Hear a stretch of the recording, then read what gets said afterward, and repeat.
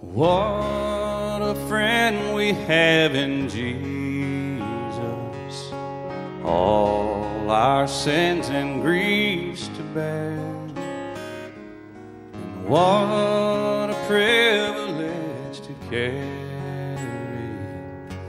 everything to God in prayer. What a peace we often forfeit. Oh, what needless pain we bear.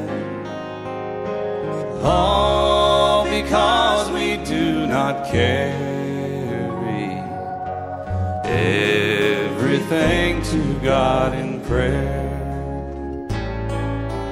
Have we trials and temptations?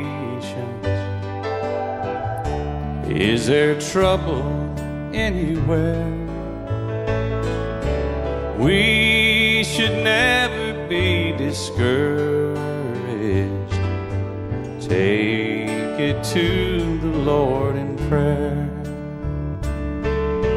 Can we find a friend so faithful, who will all our sorrows share? Jesus knows our every weakness. Take